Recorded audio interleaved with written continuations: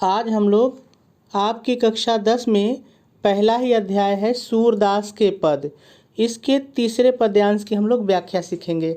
इसके पहले मैंने आपको 2 पद्यांश की व्याख्या बताई है। आज हम तीसरे पद्यांश को देखते हैं। हम लोग तीसरे पद्यांश की व्याख्या सीखें तो मैं थोड़ा सा आपके पेपर की चर्चा कर लूँ। तो देखिए, आपकी बोर्ड परीक्षा में जो चौथा प्रश्न होगा वो काव्य की व्याख्या से संबंधित होगा और ये 6 नंबर का होता है। ये जो चौथा प्रश्न है 6 नंबर का होता है और इसमें आपको संदर्भ, व्याख्या और काव्य सौंदर्य 3 चीज़ें लिखनी होती हैं। ठीक है, तो मैंने आपको संदर्भ प्रसंग तो अपने हर पद्यांश में बताया है। अब यहाँ पर मैं आपको व्याख्या और काव्य सौंदर्य 2 चीज़ें बताऊंगा। आप ध्यान से सुनिए, आपके बहुत ही काम की ये वीडियो है। चलिए, सबसे पहले देखिए, हम लोग जो कठिन कठिन शब्द है उसकी मीनिंग जान ले। यदि हमको कठिन शब्दों की मीनिंग आ जाएगी तो पद्यांश की व्याख्या में कोई दम नहीं होता है। ठीक है, तो चलिए मैं आपको सबसे पहले जो कठिन शब्द है उनकी मीनिंग बता दूं। देखिए, किलकत मतलब होता है किलकारी मार के हंसना या तेजी से हंसना। कान्ह मतलब श्री कृष्ण भगवान। घुटुरवन माने होता है घुटना, पैर में आपके घुटना होता है, घुटना। आवत मतलब आना, चले आ रहे हैं। मणिमय, देखिए मणि जो है एक बहुमूल्य पदार्थ है, तो मणिमय, तो मणि इसका अर्थ होगा। कनक माने सोना। नंद, आपको पता है नंद बाबा जिन्होंने कि श्री कृष्ण भगवान का पालन पोषण किया था, के वही रहेगा। आंगन आप जानते हैं घर में होता है, आंगन ही रहेगा। बिंब माने परछाई। पकड़िबे माने पकड़ने को। धावत माने दौड़ते हैं। कबह माने कभी कभी। निरख माने देखकर। हरि माने श्री कृष्ण भगवान। आप मतलब अपनी ही। छाह मतलब परछाई। कव माने को। कर माने हाथ। सौ माने सो। पकड़न माने पकड़ना, चाहत मतलब चाहते हैं। किलक वही जोर से। हंसत मतलब हंसना। राजत मतलब सुशोभित होना या सुंदर दिखना। द्वय माने दो। दतियाँ माने दांत। पुनि पुनि माने बार बार। तिह माने उसे। अवगाहत माने पकड़ना, अवगाहत माने पकड़ना।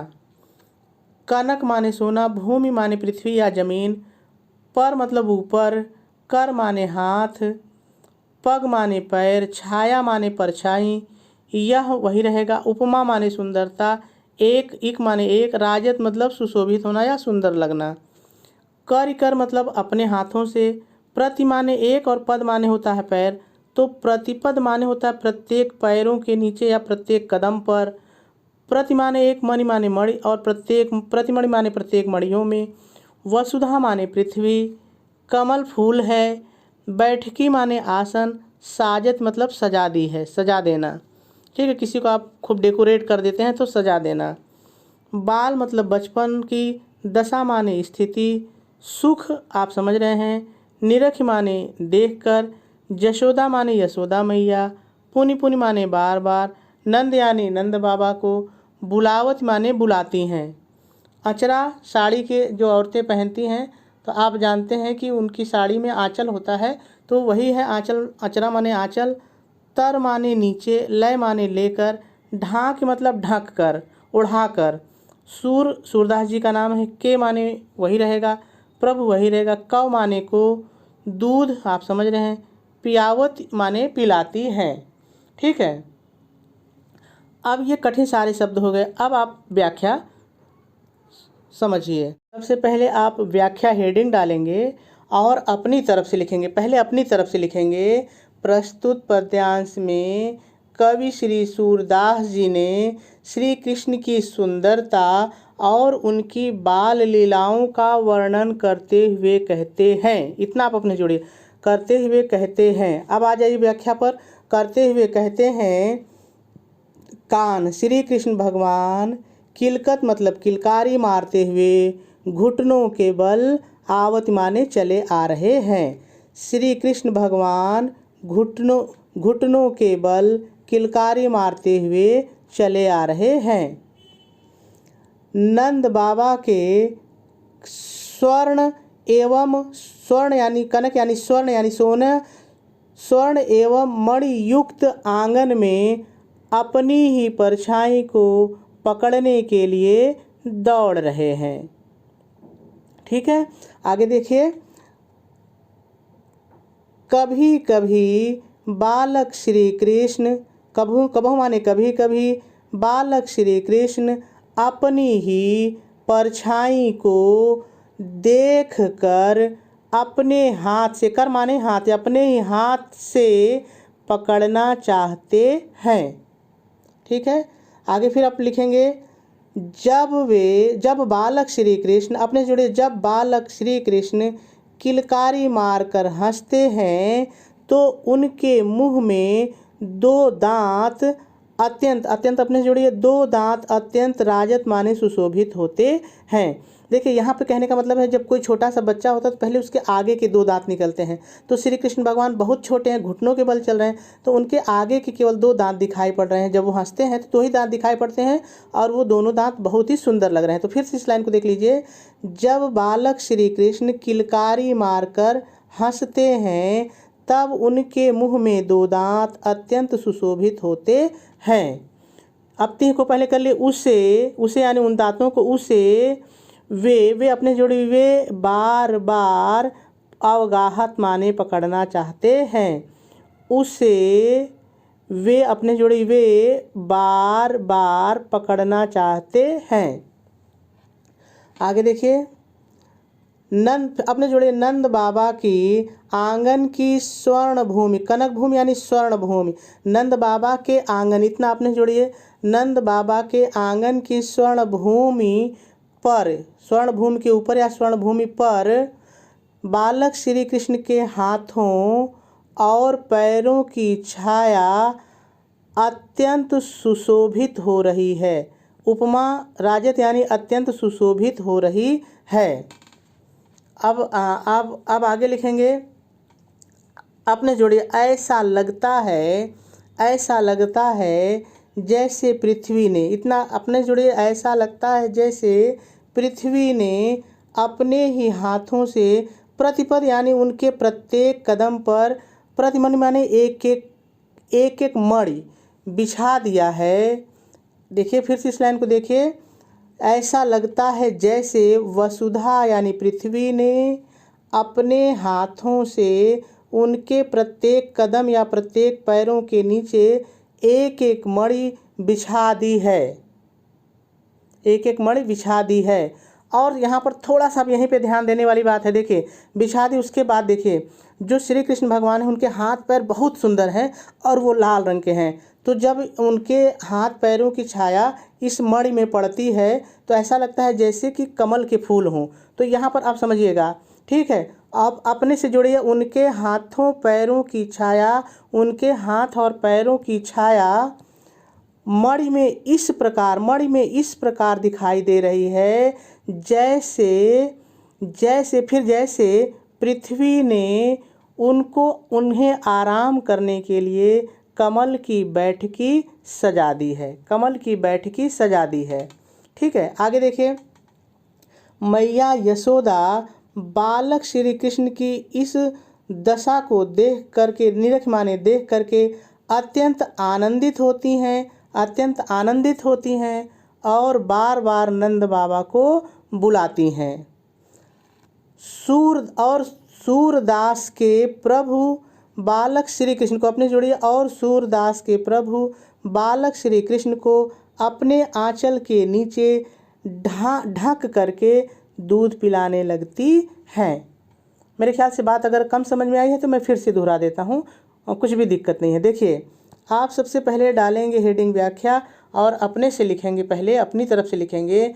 प्रस्तुत पद्यांश में कवि श्री सूरदास जी ने बालक श्री कृष्ण की सुंदरता और उनकी बाल लीलाओं का वर्णन करते हुए कहते हैं, बालक श्री कृष्ण किलकारी मार के हंसते हुए घुटनों के बल चले आ रहे हैं। नंद बाबा के मणिमय एवं स्वर्ण युक्त आंगन, स्वर्ण से बने आंगन, युक्त या बने आंगन में अपने बिंब को पकड़ने के लिए दौड़ रहे हैं। कभी कभी बालक श्री कृष्ण अपनी ही परछाई को देख कर अपने ही, इतना अपने जोड़िए, अपने ही हाथ से पकड़ना चाहते हैं। फिर अपने जोड़े, जब बालक बालक श्री कृष्ण किलकारी मार के हंसते हैं तो उनके मुंह में उनके दो दांत अत्यंत सुशोभित होते हैं।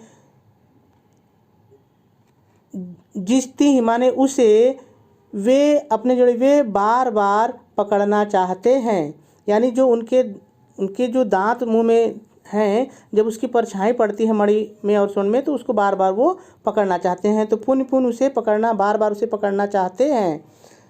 नंद बाबा की स्वर्ण भूमि के आंगन पर श्री कृष्ण, बालक श्री कृष्ण के हाथों और पैरों की छाया इस तरह से सुशोभित हो रही है जैसे वसुधा ने, पृथ्वी ने अपने हाथों से उनके प्रत्येक पैरों के नीचे एक एक मणि बिछा दी है, एक एक मणि बिछा दी है। अब यहाँ पे सुनिए फिर से, मणि बिछा दी है और उसमें उनके हाथों पैरों के प्रतिबिंब ऐसे लग रहे हैं, उनके हाथों पैरों के प्रतिबिंब, इतना आपने जोड़ना है, उनके हाथों के प्रतिबिंब ऐसे दिख रहे हैं जैसे मानो पृथ्वी ने उनको आराम करने के लिए कमल की बैठकी सजा दी हो। बालक श्री कृष्ण की इस दशा को देख करके, निरख यानी देख करके यशोदा मैया अत्यंत आनंदित होती हैं, सुख आनंदित होती हैं और बार बार नंद को बुलाती हैं। और सूरदास के प्रभु बालक श्री कृष्ण को, अपने से जोड़िए, सूरदास के प्रभु बालक श्री कृष्ण को अपने आंचल के नीचे ढक करके दूध पिलाने लगती हैं। इस तरह से इसकी व्याख्या समाप्त हुई। थोड़ा सा हम इसके काव्य सौंदर्य की भी चर्चा कर लें। काव्य सौंदर्य भी देख लीजिए।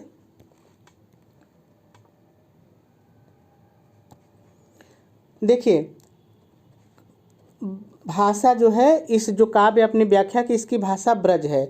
आप ब्रज भी लिख सकते हैं, साहित्यिक ब्रज भी लिख सकते हैं। सूरदास की जो ज़्यादातर काव्य हैं वो ब्रज भाषा में ही हैं। तो यदि आपके इस सूरदास पद के पद से कोई भी कविता है तो आप भाषा याद कर लीजिए कि ब्रज है। शैली मुक्तक है, ये भी आप याद कर लीजिए कि आपके कक्षा 10 में जो सूरदास का पद है उसकी शैली मुक्तक ही है। मुक्तक का मतलब होता है जब एक पद्यांश का दूसरे पद्यांश से कोई संबंध ना हो, यानी कि पहले पद्यांश में कोई दूसरी बात कही जाए, दूसरे में कोई दूसरी बात कही जाए, तो मुक्तक शैली होती है। रस इसमें देखिए, श्री कृष्ण भगवान जो है वो सूरदास जी श्री कृष्ण भगवान की भक्ति कर रहे हैं, तो यहाँ भक्ति रस है और जहाँ भक्ति रस होता है वहाँ शांत रस भी होता है ज़्यादातर। तो इसमें रस भक्ति एवं शांत है। आपके 10 में जो है सारे पदों में, काव्य सौंदर्य में ये तीनों हेडिंग रहेंगे। आगे देखते हैं। छंद जो है गीतात्मक है। गीतात्मक को गीतात्मक भी कहते हैं, यानी जो ये पद है इसको आप चाहे तो गाने की तरह गा सकते हैं, और जिस पद को आप गाने की तरह गा सकें उसको गीतात्मक या गीतात्मक छंद कहते हैं। अलंकार देख लीजिए। अलंकार इसमें अनुप्रास अलंकार है, रूपक अलंकार है और पुनरुक्त अलंकार है, पुनरुक्त प्रकाश अलंकार है। कहाँ है मैं आपको दिखा देता हूँ। देखिए, किलकत कान में क शब्द की पुनरावृत्ति हुई है, ठीक है। तो यहाँ पे अनुप्रास अलंकार है।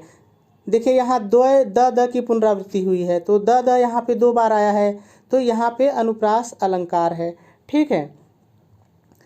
अब देखिए यहाँ पर प्रतिपद, यहाँ भी प्र आया है, यहाँ भी प्र आया है, तो यहाँ पर जो है अनुप्रास अलंकार है।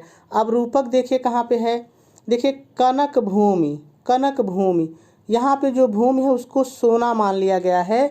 और यहाँ जो बैठकी, कमल बैठकी है, ठीक है। यहाँ ये 2 ऐसे शब्द हैं जहाँ पर जो है रूपक अलंकार आया हुआ है, ठीक है। और तीसरा है पुनरुक्ति प्रकाश अलंकार, जहाँ पर कोई शब्द दोहराया जाता है, पुनरुक्ति प्रकाश, तो यहाँ पर पुनरुक्ति प्रकाश है, ठीक है। ये 3 अलंकार इसमें आए हुए हैं। ये चीज़ें आपको बोर्ड की परीक्षा में लिखनी होंगी।